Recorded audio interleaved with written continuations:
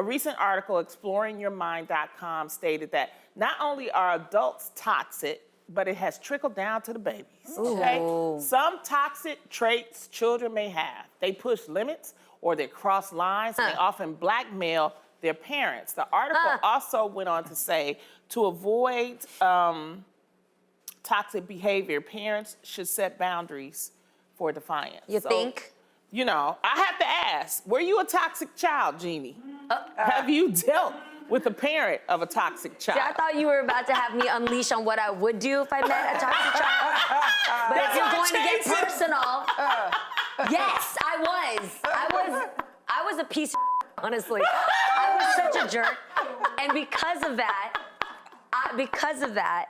because of being such a jerk, I know that I needed boundaries. I know that I caused havoc and made my mom have to constantly apologize to her friends or have to constantly discipline me, and then made me have tension with her because I'm like, why am I always in trouble? But I was like a punk kid. So because of that, today, I really want to be, you know how they say it takes a village? Yeah. If I'm around your kids and you've trusted me, like they're either coming over or maybe I get to, play with them at the park when we're having a festivity or something, I'm gonna try to be, as helpful as I can to teach the kid things as well, Right. or tell you if your kid is the one. Oh, I'll tell absolutely. you if your kid is the one that's Absolutely. really unruly, and I want to Yeah. know in return if that would ever my situation. Yeah. Right. I think when a kid has toxic behaviors, I think it really comes from a lack of boundaries, a lack of 100%. discipline, and I'm hearing now a couple of celebrities are like, we're letting our kids self-discipline.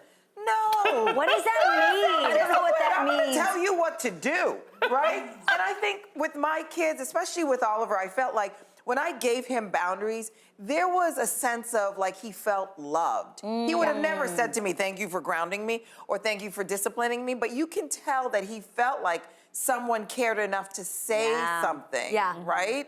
And I think that's really important.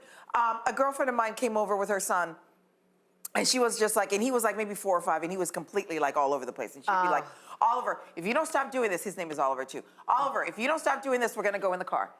5 minutes later, Oliver, if you don't stop doing this, we're gonna go. Finally, I was like, please take him to the car. Yeah.